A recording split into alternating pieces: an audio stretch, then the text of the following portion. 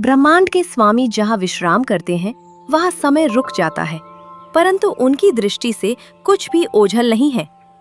मृत्यु लोक में एक छोटा सा घर जहाँ अभाव और भक्ति के बीच युद्ध चल रहा था। स्वामी, संसार में लोग कहते हैं कि आप भोलेनाथ हैं, जो मांगने पर सब दे देते हैं। फिर उस रामपुर गांव के दीनू लकड़हारे की पुकार आप तक क्यों नहीं पहुंचती?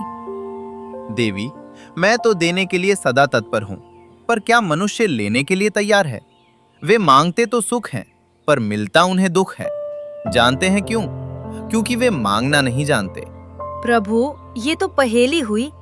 यदि आप उन्हें धन देंगे तो वे सुखी क्यों नहीं होंगे? यही तो माया है पार्वती।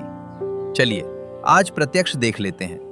दिनू बहुत ही मेहनती और ईमानदार लकड़हारा था। दिनू भोलेनाथ का बहुत बड़ा भक्त है। वह प्रतिदिन अपने घर के पास वाले शिवालय जाता और मन से प्रार्थना करता।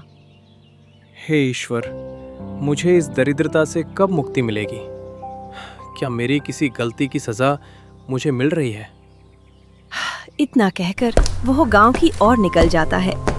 रामपुर का बाजार, जहां हर चीज की कीमत लगती थी सिवाय इंसान के पसीने के। दीनू पिछले 3 घंटों से अपनी लकड़ियों का ग्राहक ढूंढ रहा था।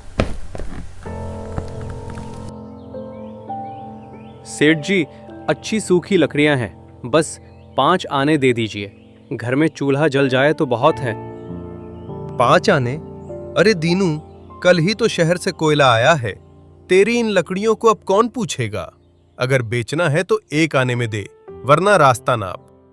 सेठ जी, 1 आने में तो माधव के लिए आधा किलो आटा भी नहीं आएगा। भगवान के लिए रहम करें। भगवान से ही रहम मांग, मुझसे नहीं। चल हट यहाँ से, ग्राहकों को आने दे। ठीक है सेठ जी, 1 आना ही दे दीजिए। दिनू उन पैसों से एक वक्त का खाना ले आता है। माँ, आज बहुत खुशबू आ रही है। क्या आज दाल बनी है? हाँ बेटा, बस थोड़ी देर और। तू तब तक बाहर जाकर देख, पिताजी आते ही होंगे। सुमति जानती थी कि हांडी में केवल पानी उबल रहा है। वह अपनी ममता से बच्चे की भूख को बहला रही थी, पर उसका अपना कलेजा छलनी हो रहा था। माँ, पिताजी आ गए, पर वो उदास नजर आ रहे हैं। दीनू थका हारा अंदर आता है और दीवार के सहारे बैठ जाता है। इतने से सामान से क्या बनेगा दिनू? ये तो बहुत कम है। नहीं सुमति, आज बाजार में मेरी मेहनत की कोई कीमत नहीं थी। साहूकार ने पुराने कर्ज की बात छेड़ दी और बेइज्जत करके भगा दिया। मैं एक नाकाम बाप हूँ। नहीं पिताजी, आप तो सबसे अच्छे हैं। देखिए, मुझे भूख नहीं लगी है। मैंने दोपहर को बहुत सारा पानी पी लिया था। थोड़ा बहुत खाना खाकर वह सभी सो गए।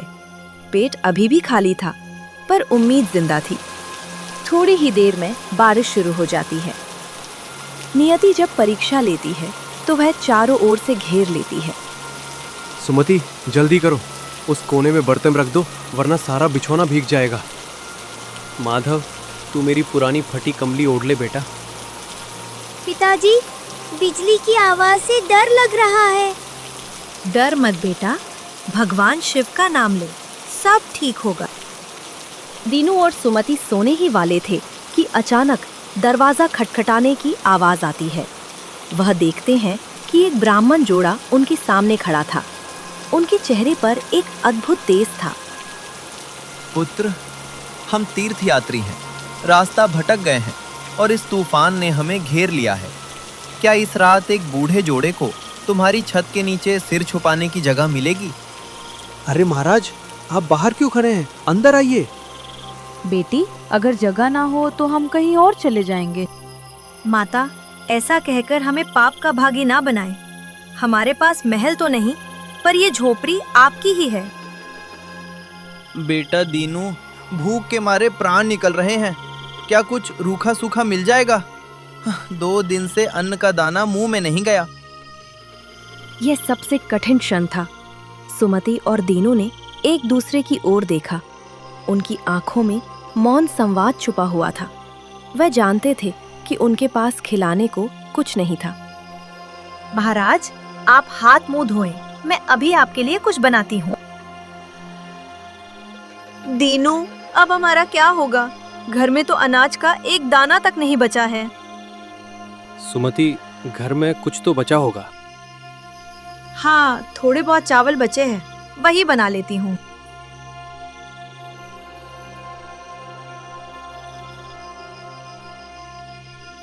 ऐसे स्वादिष्ट चावल तो हमने राजमहलों में भी नहीं खाए। इसमें स्वाद नहीं, त्याग है। पुत्र दीनू, तुम लोग जमीन पर क्यों सो रहे हो? हमें संकोच हो रहा है। माता, आप हमारे माता पिता समान हैं।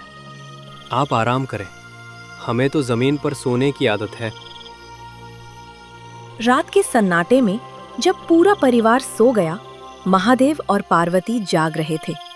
उनकी दिव्य आंखों में करुणा थी। पार्वती, इनका हृदय स्वर्ण जैसा शुद्ध है, पर कल जब मैं इन्हें वरदान दूंगा तो क्या इनका ये स्वर्ण हृदय लोभ के कीचड़ में नहीं फंसेगा? कल एक नया सवेरा होगा और एक कठिन परीक्षा भी। रात के अंधेरे ने विदा ली, पर यह सुबह कोई साधारण सुबह नहीं थी। आज रामपुर की उस जर्जर झोपड़ी में साक्षात ब्रह्मांड के स्वामी प्रकट होने वाले थे। सुमति, उठो, देखो यह कैसा प्रकाश है। जैसे ही दीनू ने नजरें उठाईं, सामने का दृश्य देखकर उसका रोम रोम पुलकित हो उठा। सामने कोई साधारण अतिथि नहीं, बल्कि स्वयं भगवान शिव और माँ गौरी खड़े थे। पूरे परिवार की आंखों से श्रद्धा के आंसू बहने लगे। तुम्हारी सेवा और निस्वार्थ भाव ने हमें विवश कर दिया। आज मैं तुम तीनों को एक एक वरदान देता हूँ। मांगो जो तुम्हारे मन की सबसे बड़ी इच्छा हो। वरदान केवल एक इच्छा की पूर्ति नहीं, बल्कि चरित्र की परीक्षा है। सुमति के मन में बरसों की दबी हुई हीन भावना जाग उठी। पुत्री, सोच समझकर मांगना। अगर मैं धन मांगूंगी तो गांव वाले ईर्ष्या करेंगे। अगर मैं महल मांगूंगी तो भी मैं वही बदसूरत लकड़हारिन कहलाऊंगी। क्यों ना मैं ऐसा रूप पालूं कि दुनिया मुझे पूजे। प्रभु, मुझे इस संसार की सबसे सुंदर नारी, एक स्वर्ग की अप्सरा बना दीजिए। मेरा ये दरिद्र शरीर और ये फटे वस्त्र अभी नष्ट हो जाएं। तथास्तु पुत्री। पलक झपकते ही सुमति का रूप परिवर्तित हो गया और वह किसी स्वप्न सुंदरी सी दिव्य अप्सरा में बदल गई। माँ, क्या ये आप हैं? आप तो परी जैसी लग रही है। अब मुझे माँ मत कहो बालक। देखो मेरे ये हाथ, क्या ये गोबर उठाने या रोटियां बनाने के लिए बने हैं? नहीं। सुमति, तुम कितनी सुंदर हो गई हो। तुम्हारी गरीबी। दीनू, अपनी शक्ल आईने में देखी है? तुम धूल और पसीने से सने एक साधारण लकड़हारे हो और मैं स्वर्ग की अप्सरा। मेरा और तुम्हारा क्या मेल? ये क्या कह रही हो सुमति? मैं तुम्हारा पति हूँ। हमने साथ में दुखों को काटा है। तुम्हें अपने सौंदर्य का अहंकार हो गया है। रूप आते ही ममता ने दम तोड़ दिया। जिस परिवार के लिए उसने कल अपनी आखिरी रोटी दी थी, आज वही परिवार उसे अपनी सुंदरता के आगे छोटा दिखने लगा। महादेव शांत खड़े यह सब देख रहे थे, मानो कह रहे हों, देखा पार्वती, यही है इंसान का स्वभाव। सुमति, होश में आ। ये सुंदरता तुझे अपनों से दूर कर रही है। क्या तुझे वो दिन याद नहीं जब हमने भूख में भी एक दूसरे का हाथ थाम रखा था? क्या तू इस 10 साल के माधव को भूल जाएगी? वो सुमति मर गई दीनू। अब मेरे शरीर से चंदन की खुशबू आती है, पसीने की नहीं। मैं इन फटी चटाइयों पर नहीं सो सकती। महादेव ने मुझे वरदान दिया है और मैं इसका उपयोग स्वर्ग के सुखों के लिए करूंगी। तुम लोग मेरे मार्ग की बाधा मत बनो। माँ, आप मत जाओ। मुझे सुंदरता नहीं चाहिए, मुझे आप चाहिए। जब प्रेम का अपमान होता है तो वह सबसे विनाशकारी क्रोध को जन्म देता है। दीनू के भीतर का कोमल पति अब एक प्रतिशोधी पुरुष में बदल चुका था। हे महादेव, क्या इसीलिए आपने इसे रूप दिया था कि यह धर्म और मर्यादा को भूल जाए?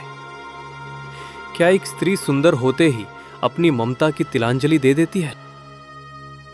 दीनू, मैंने तो अवसर दिया था, अब चुनाव सुमति का था। परंतु याद रहे, तुम्हारे पास भी एक वरदान शेष है। तुम चाहो तो इसके लिए महल मांग सकते हो, ताकि ये तुम्हारे साथ रुक जाए। महल? नहीं प्रभु, महल मांगकर मैं इसके घमंड की गुलामी नहीं करूंगा। जिस रूप ने इसे अंधा कर दिया है, जिस सुंदरता ने मेरे हंसते खेलते घर को शमशान बना दिया है, मुझे उस रूप से घृणा है। दीनू, तुम क्या करने जा रहे हो? महादेव, यदि ये मेरी पत्नी बनकर इस घर की गरिमा नहीं रख सकती, तो इसे अप्सरा बनकर महलों में जाने का भी कोई अधिकार नहीं है। मेरा वरदान सुनिए, इस घमंडी अप्सरा को अभी के अभी एक बदसूरत और लाचार गाय बना दीजिए। नहीं दीनू, रुक जाओ। तथास्तु पुत्र। प्रतिशोध की आग शांत तो हो गई, पर वह पीछे राख छोड़ गई। दीनू ने अपनी पत्नी को खो दिया था और माधव ने अपनी मां को। वरदानों का खेल अब एक त्रासदी बन चुका था। पिताजी, आपने ये क्या किया? अब मैं किससे बात करूंगा? ये गाय मेरी माँ कैसे हो सकती है? हे प्रभु, मैंने ये क्या कर डाला? मैंने क्या कर दिया? क्रोध में आकर मैंने अपने ही हाथों अपना संसार उजाड़ दिया। माधव, मुझे क्षमा कर दे बेटा, मैंने तेरी माँ को पशु बना दिया। अहंकार ने मां को छीना तो प्रतिशोध ने पिता को बदल दिया। अब सारा बोझ उस नन्हे बालक के कंधों पर था, जिसके पास संसार का सबसे कीमती अवसर था। तुम्हारे माता पिता ने अपने वरदान व्यर्थ कर दिए। अब अंतिम वरदान तुम्हारा है। याद रखो, तुम जो मांगोगे वो ब्रह्मांड की कोई शक्ति नहीं बदल पाएगी। तुम चाहो तो इस पूरी पृथ्वी का स्वर्ण मांग सकते हो, ताकि तुम कभी भूखे ना रहो। तुम चाहो तो अमरता मांग सकते हो, या तुम चाहो तो अपनी माँ को वापस पा सकते हो, पर फिर तुम हमेशा के लिए गरीब ही रहोगे। सोच समझकर निर्णय लो। पुत्र, अपने भविष्य के बारे में सोचो। क्या तुम फिर से उसी तंगहाली और भूख में जीना चाहते हो? अगर मैं अमीर बन गया तो माँ के बिना उस महल में मेरा मन कैसे लगेगा?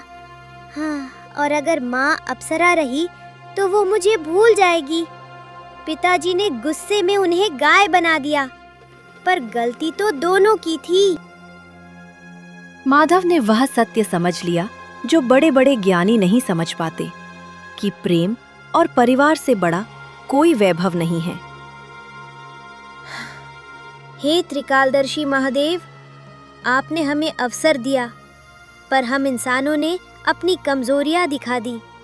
माँ ने सुंदर रूप मांगा क्योंकि उन्हें खुद पर विश्वास नहीं था, और पिताजी ने उन्हें गाय बना दिया क्योंकि उनका प्रेम कमजोर था। मुझे न सोना चाहिए न स्वर्ग का सुख। प्रभु, मेरी माँ को फिर से वैसा ही साधारण इंसान बना दीजिए जैसी वो कल तक थी। हाँ, मुझे वही माँ चाहिए जो सूखी रोटी भी प्यार से खिलाती थी। मुझे बस मेरा पूरा परिवार वापस चाहिए और कुछ नहीं। धन्य हो माधव, तुमने वासना और क्रोध को त्याग कर विवेक को चुना। तथास्तु। महादेव मुस्कुराए और अंतर्ध्यान हो गए। झोपड़ी वही थी, गरीबी वही थी, पर आज उस परिवार के पास वो ज्ञान था जो बड़े बड़े विद्वानों को नहीं मिलता।